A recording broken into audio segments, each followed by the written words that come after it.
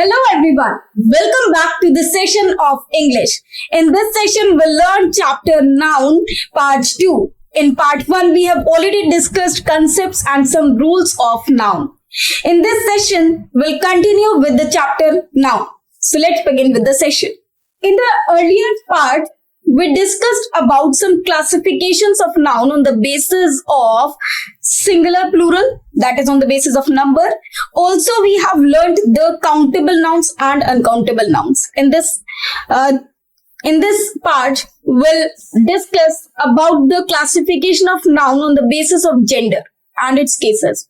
Now, gender here, noun gender refers to classification of nouns into different genders. For example, we have masculine gender, feminine gender, neuter gender, and common gender.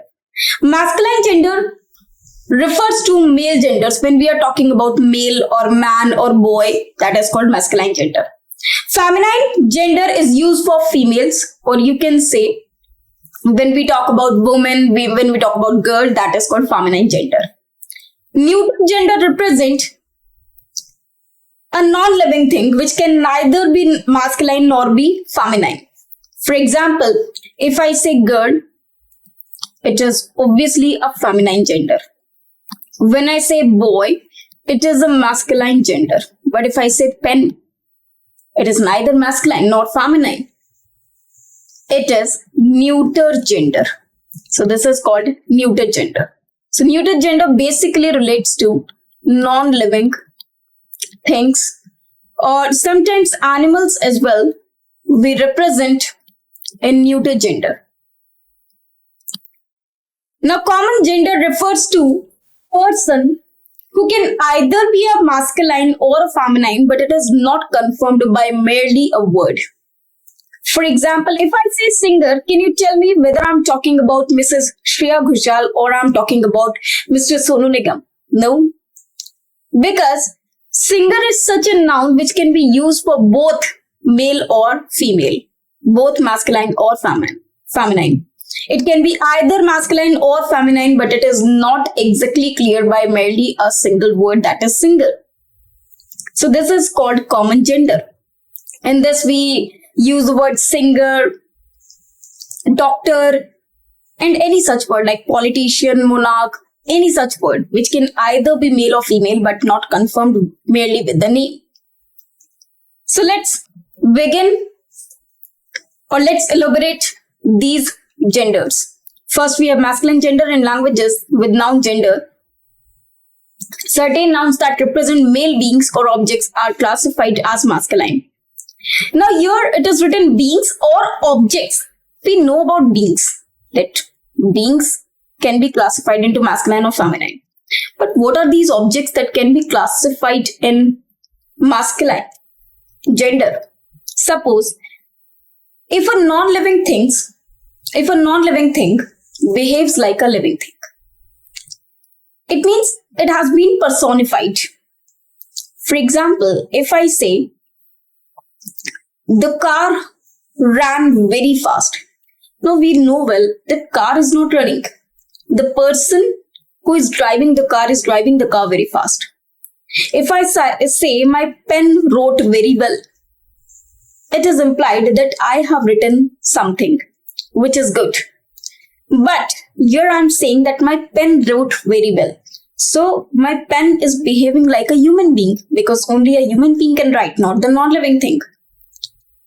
My pen won the award. Now, it is implied that not my pen. In fact, I have won the award. But I said my pen won the award. This is a literary form. It means here my pen has been personified. So in case of personification means when a non-living thing behaves like a living thing. So in that case, we can classify objects or non-living thing as masculine or feminine. Some words are there like death, the sun, winter, summer, thunderstorm,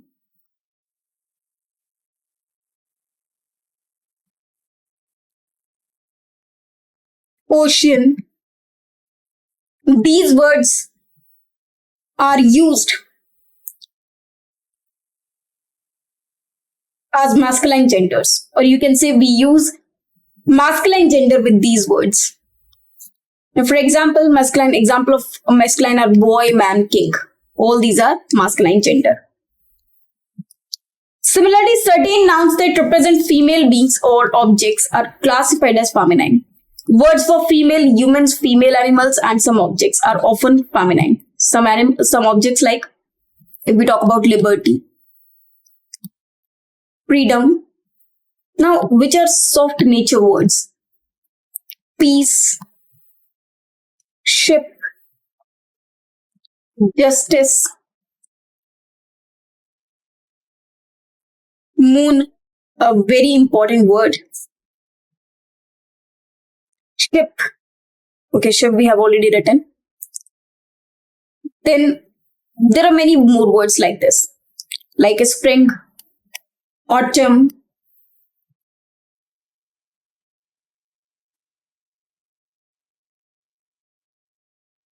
all these are feminine genders, or you can say we use feminine genders with these words. For example, girl, woman, queen, etc. Now, if I write a sentence, the ocean rode with all its might.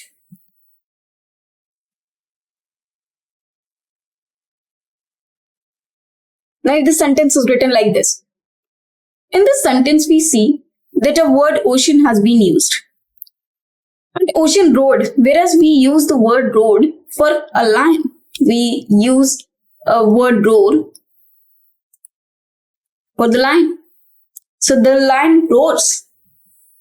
It means roars is actually a sound created by an animal, that is lion. But here we are using this road word for the ocean. Does ocean roar? No.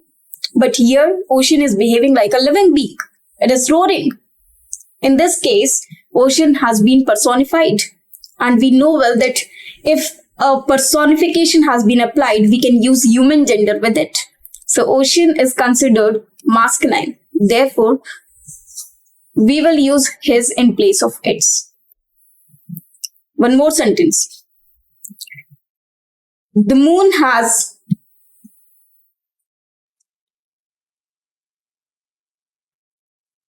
hidden her face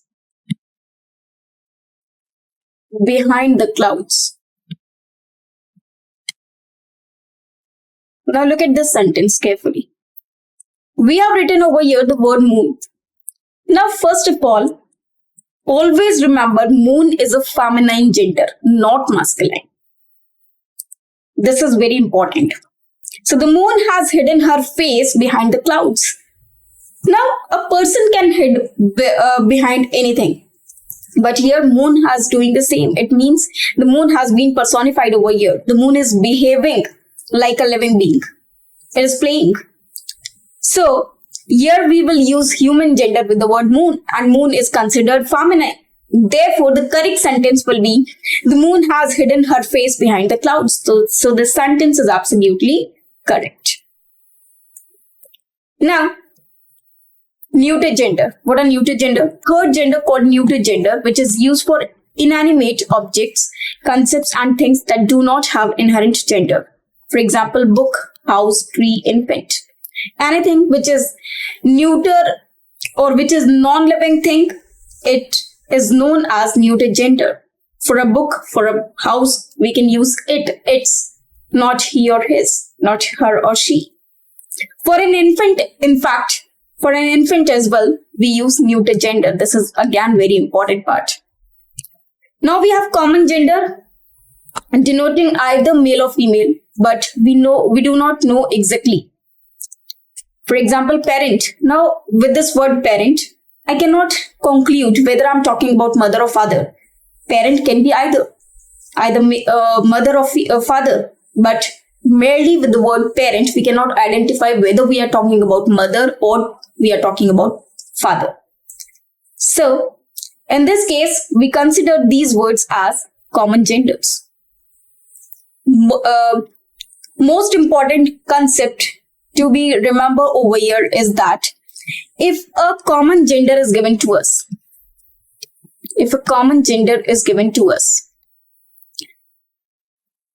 and we have to write a possessive case or some pronoun for it, so we give preference should be given to the masculine gender.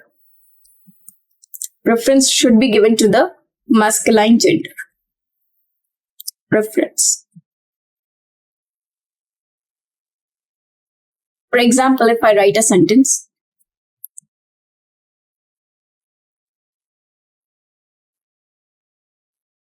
the servant has finished work. Now look at the sentence carefully. Here it is written, the servant has finished. Now servant can be either male or female, but we do not know merely with this word that whether we are talking about male servant or female servant. So in this case, here I have to write a possessive pronoun. So in this case, I can write this. Just because servant can either be a male or female, but we are not confirmed with this. So we'll write his because preference should be given to the masculine gender. Same way cousin. We know cousin can be either sister or brother, but we do not say cousin sister, cousin brother. So with this word, we always give preference to the masculine gender unless it is known. The student has deposited her fees. Now we know well that here it is written a student and a student can be either male or female, but here we are not confirmed. So her should be replaced with his. Because we are talking about a student, it is a common gender, and in this case we do not know whether we are talking about male or female. So the preference should be given to the masculine gender only. Well, now let's move to some rules of noun. There are some nouns which are plural, there are some nouns which are always singular, there are some nouns that can be converted into plural or singular and so on. So let's discuss some classifications of the forms of noun. Now, one more thing that should be kept in mind, all material and abstract nouns are considered neuter gender as they represent their things and qualities without life. All collective nouns are neuter gender since they represent groups and groups themselves are devoid of life. So this is very important. Again, some more concept related to this will again read in later on chapter of work, that is subject verb agreement. One more thing about collective noun is that in case of collective noun, it is always considered neuter gender. Moreover, it should always be considered singular unless it is in distributed form. If it is in distributed form,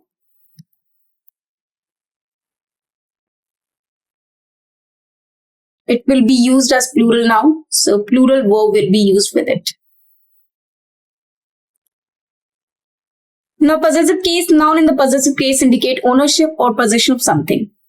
Now, what is possessive case actually? If a noun is used in possessive case, it indicates ownership. Now, we have two kinds of noun, one living and non-living. Now, if we have to show the position of a living being or a living thing, we use apostrophe S. And if we have to show the position of a non-living thing, we use of. For example, if I say Ria's mother, it means she is the mother of Ria. Ria's mother. So Ria is living being, mother is living being. To show her position, we have used apostrophe S this way. Apostrophe S to show the position of Ria's mother or mother of Ria. For a non-living thing, we use of. For example, the wood of this table. The wood of this table. It means I'm talking about wood only of this table. So wood is non-living, table is non-living. We are using of to show the position of this table. The possessive form of noun is created by adding an apostrophe if the noun is living. Though nowadays, in writing or in speaking or in spoken, we use both possessive case. We both use to show possessive case, apostrophe s as well as of. It is common nowadays. Now, one more thing we should keep in mind: if a noun ends with s, if a noun ends with s, if a noun ends with letter s, and we have to show the position of this. The position is shown like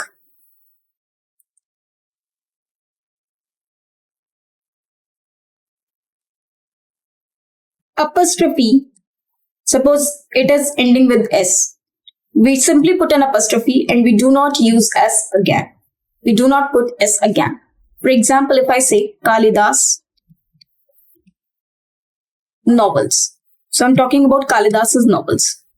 So this way of writing is incorrect. Instead, we have to remove this s. We'll write it like this: Kalidas's novels. And will not put the letter s again. Because the word ends with s, simply we put an apostrophe after it, but we do not use s again. But in this case, this is Sarah's book. So Sarah,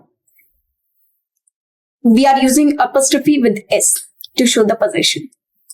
I hope this is clear to you all. Well, let us move to the next point. Now, there are several rules of singular and plural nouns. So let's discuss all those rules. So now, rule number 1, some nouns are always plural and take plural form of verb. These are common plural nouns. Now, some nouns are there which are always plural, whether we add s or es or not. It means there are several nouns. There are some nouns in which we are not. There are some nouns which are not ending with s, yet they are always plural. For example, some nouns are there: people, cattle, gentry, peasantry, poetry, clergy. Some more words can come over here like police. So these words are always in plural form. These nouns are always in plural form. It means they are always used in plural form, and plural verb will be used with these words. People are going. We cannot say people is going. Cattle are plural. We cannot say cattle is. No. Cattle are grazing in the field. Cattle are grazing in the field.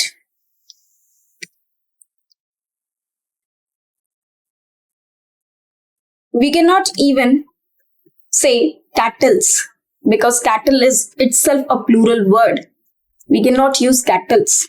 That is incorrect. Now, in strictness, nobility and gentry are the same thing. So we have used are, that is plural verb, because gentry is a plural noun. People change with time. So again, people are plural noun. So we have used change, that is plural verb. The cattle was on the grassland. Here was is incorrect. Why? Because cattle is always plural. So was should be replaced with were. So the correct sentence will be the cattle were on the grassland. Now let us move to another rule. Some nouns ending with s are always singular and take singular form of verb. Now this is again very important. Some nouns though end with s, they are always singular or are always considered singular. For example, if I say measles, economics, physics, politics, ending series, summons, etc. Now, if we say economics, so economics is an interesting subject. Economics is a single subject. Though we are using S at the end, we cannot say economics are interesting subject. Economics is, physics is, mathematics is. It cannot be said that mathematics are. So politics leaves him cold. So politics, singular subject, singular verb, leaves, singular verb, singular subject. The first innings is finished. Now innings is singular subject, so we have used singular verb, that is. One more thing, we cannot write the word inning. This is incorrect. Innings is a correct word. Measles are a highly contagious virus that lives in the nose and throat of an infected person. Again, measles is singular subject, so we cannot use are. In fact, it should be replaced with is. So the correct sentence will be, measles is a highly contagious virus that lives in the nose and the throat of an infected person. Now, there is a word summons. Now, what happens with summons? Summons is a singular noun. It is a singular noun. Summons is actually a notice issued by the court to a person whom he wants to be present or whom it wants to be present. Now, summons is singular. Now, if the court is issuing two summons to a person, so it should be, the plural of summons will be summonses. The plural of summons will be summonses. So this is plural noun, whereas this is singular noun. But this happens only in case of summons. In any other words or in the case of any other word, it will not happen. Only in the word summons. Summons will be converted into plural by adding es to it. But no other word in this series will be converted into plural form. Neither any word converts into singular or any other form if we remove this s from the end of the word, because it will be either meaningless or it will have some other meaning. Now, another rule is that some nouns are always used in plural form and take plural form of verb. For example, scissors, pliers, tongs, trousers, ambers, proceeds, gallows, bellows, spectacles, arms, contents, credentials, arrears, stairs, ashes, hands, and so on. So there are several nouns. These are always used in plural form. Even if I remove s from these words, they will be meaningless or their meaning will be changed. But these words are always used in plural form. They cannot be used in singular form, even if I remove s from these words. For example, his trousers were bespattered with the mud. Bespattered with mud. Trousers is correct word and it is plural, so we have written were. So the sentence is absolutely correct. Now, one more thing to keep in mind, whenever we go to a shop to buy clothes and we ask the shopkeeper to give us a trouser, we use the word trouser. That is incorrect. We are asking him for the trousers. We are asking him for shorts. We are asking him for jeans. We are asking for pants. It cannot be said trouser. It cannot be said jean. It cannot be said short. That is incorrect. These scissors do not cut well. It means these scissors are blunt. So these pair of scissors, these scissors, or this pair of scissors. So scissors is always plural. We cannot say scissors is. Scissors are. Alms were distributed to those in need. Now, alms is actually a word used for the donation we give to some beggar or anyone who is asking for money, or who is needy, who is poor, who is a destitute. So alms were distributed to those in need. So alms is actually plural in nature. It cannot be said alms. Now there is one more word, that is spectacles. Spectacles are actually eyeglasses that we wear. Now if a word is written spectacle. Now spectacle means scenery or view. Now spectacles is a different word from spectacle. Spectacle means scenery, view, display of something, whereas spectacles means eyeglasses. Now, some nouns are always singular and used as singular noun. For example, scenery, poetry, jewelry, furniture, luggage, food, information, business, work, mischief, paper, wood, baggage, machinery, material, garbage, advice, etc. So these words cannot be used in plural form or cannot be converted into plural form. For example, we can write poetry, poetries. If a word is written poetries, this is incorrect. If a word is written sceneries, it is incorrect. Scenery is a correct word, not sceneries. I want a paper. If I write, I want a paper,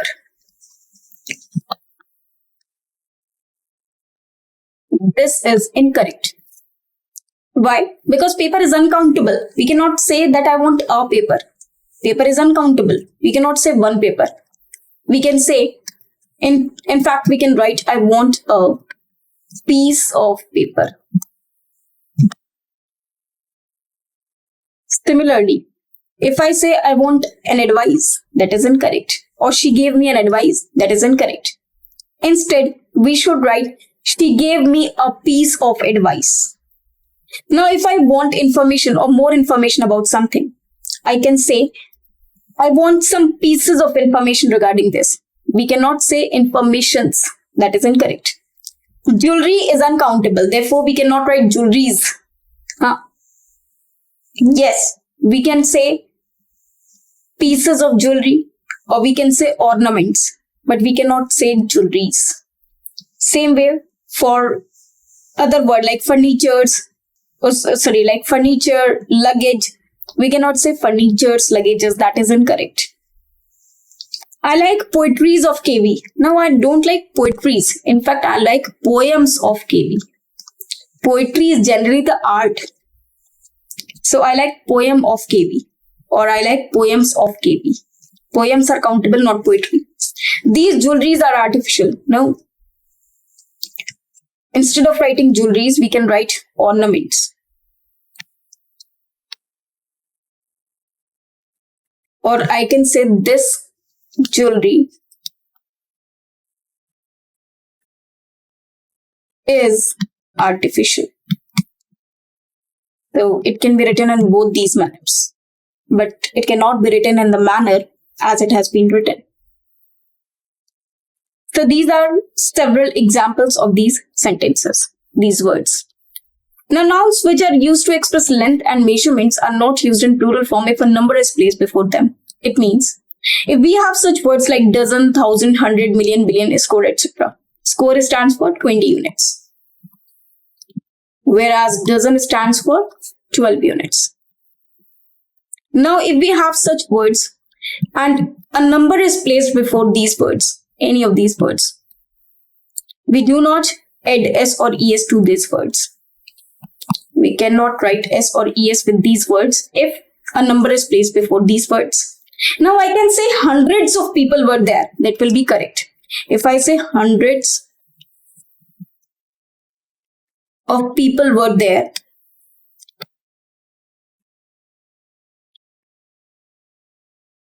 that is correct. But if I say 200 people were there, I cannot say 200 people were there. Because 200, we know the fixed number of it. So 200.